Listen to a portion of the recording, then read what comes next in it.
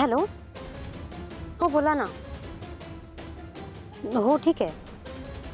तुमचा मुलगा किती वर्षांचा आहे? थांब थांब, काय हेच क्षमा आहे का रे? हो तीच आहे. हो ठीक आहे, या ना.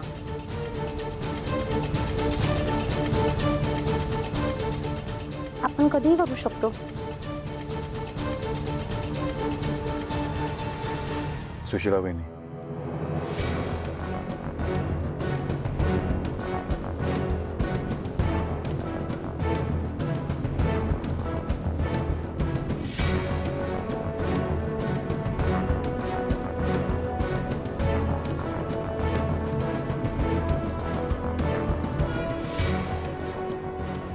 चल.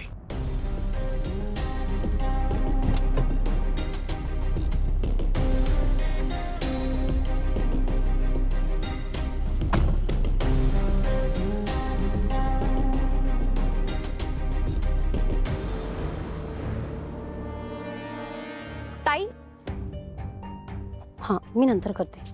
हां बोला ना. तुम्ही क्षमा आहात ना?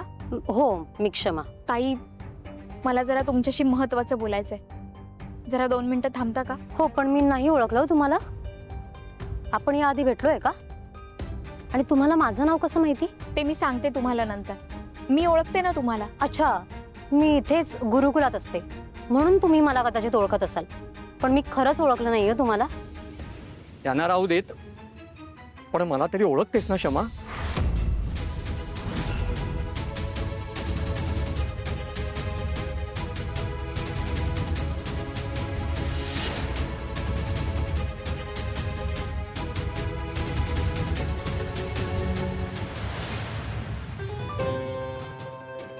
ऐक, हा फॉर्म नीट पकड आणि आत गेल्यावर अबीरच्या हातातच दे हा फॉर्म. हो काकू, पण तू काय येत नाहीस माझ्यासोबत? आपण दोघी जाऊया ना. मी तुला जे काय सांगितलं ते नीट लक्षात आहे ना तुझ्या? आज जर कोणीही तुझं नाव विचारलं तर खरं नाव सांगायचं नाही. नाही, आणि तुझं खरं आडनाव तर कोणाच्याही कानावर पडू देऊ नकोस हा बाळा, प्लीज. हो काकू, एकच गोष्ट किती वेळा सांगशील? मी कुणालाच नाही सांगणार माझं खरं ना. पण तू बाहेर का थांबणार आहे? तू पण आत चल ना, म्हणजे तू पण आतलं गुरुकुल बघशील. नको बाळा, ऐक ना, इथे राजकुमार किंवा आजीची कोणाचीच गाडी दिसत नाही अजून. त्यामुळे आपल्याला माहिती नाही की ते येऊन गेले आहेत का अजून पोचलेच नाही आहेत. त्यामुळे मला इथं थांबणं खूप गरजेचं आहे, कारण तू आत गेल्यानंतर जर ते आले, त्यामुळे मला तुला इथून कसंही करून बाहेर काढावं लागेल आणि घेऊन जावं लागेल. आणि आतनं माझ्या ओळखीचे एक जण आहेत, त्यांनी जर मला इथे पाहिलं ना तर आपण दोघी इथे आलो आहेत ही बातमी घरी पोचायला वेळ नाही लागणार. मग तुझा गाण्याचा क्लास सुरू व्हायच्या आधीच बंद होईल. चालणार आहे का तुला? नाही नाही, बाबा तर रागवेन माझ्यावर आणि आजी तर घराबाहेरच काय. काकू तू इथेच थांब, मी एकटी जाते. Good girl. आणि ऐक, आत गेल्यावर हा फॉर्म जेव्हा सबमिट करशील ना तर अबीरची आई आहे ना, तिच्या फोनवरनं मला एक कॉल कर, म्हणजे मला कळेल की तुझं काम झालंय. मग निश्चिंत. ओके? हो काकू, मी नक्की फोन करेन. पण तू कुठे असणार आहेस? मी इथेच असेल जवळपास. पण ऐक, प्लीज नीट राहात. कोणाला संशय येईल असं प्लीज वागू नकोस हा मला. Good girl. All the best. Thank you. ठीक आहे.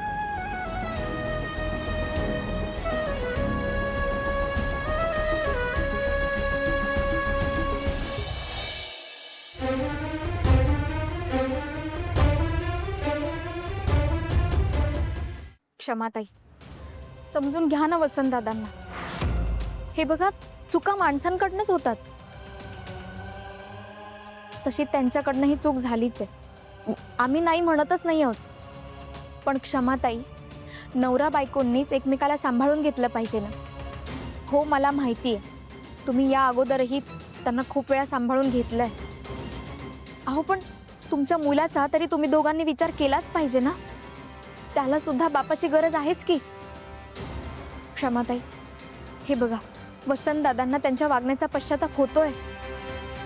त्यांना त्यांची चूक मान्य आहे. वसंतदादा, तुम्ही बोला. क्षमा, अगं चुकलं माझं. त्या दिवशी मी तुझ्यावर हात उगारायला नको होता.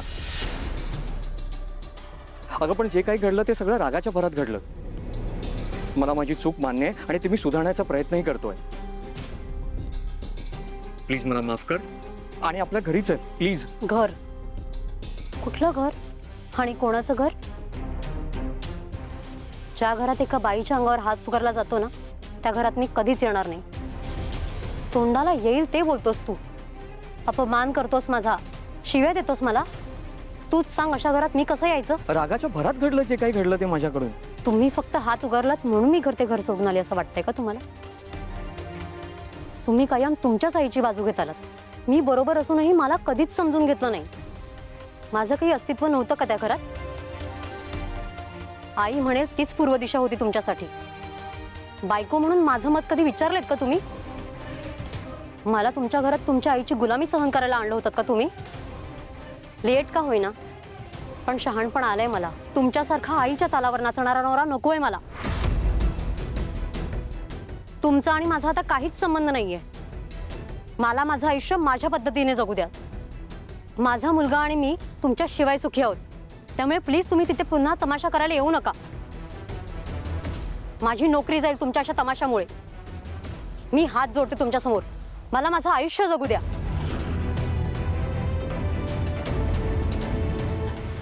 काय केलं होतं मी?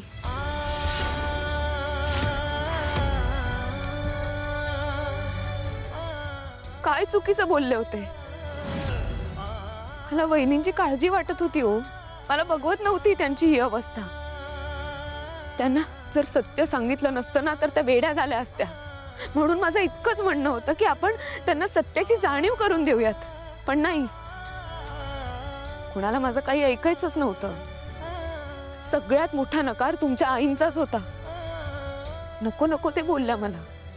मी बहिणींवर एवढं प्रेम केलं, त्यांची इतकी काळजी घेतली, पण जेव्हा बहिणींचं बाळ दगावलं तेव्हा त्यांनी मला जबाबदार ठरवलं. काय केलं तुम्ही? फक्त पुतळ्यासारखे उभे राहिलात.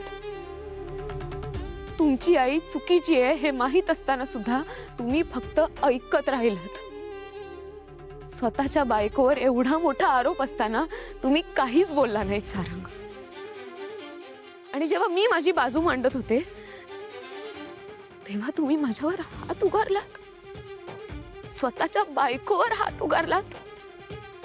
माझी बाजू घेण्याऐवजी तुम्ही तुमच्या आईची चुकीची बाजू घेतलीत. का सारंग? का हा अन्याय माझ्यावर? सावली, चुकलं माझं, खरंच मला माफ कर प्लीज. मला सारंग दादा, अरे काय झालं? समोर बघ कोण आहे. तुम्ही आता काहीही बोला आणि कितीही समजावण्याचा प्रयत्न करा, पण मी तुमचं काहीच ऐकणार नाहीये. क्षमा, अगं क्षमा थांब ना. सर, तुम्ही तरी काहीतरी बोला ना. हे बघा, त्यांची जखम खूप जुनी आहे. ती बरी व्हायला थोडा तरी वेळ लागेलच ना. आणि हे बघा, आत्ता जर तुम्ही त्यांच्या मागे गेलात ना तर त्या तुमच्याशी कधीच बोलणार नाही. आपण पुन्हा भेटू ना त्यांना आणि बोलू त्यांच्याशी. चला आता निघूया. चला सारंग सर.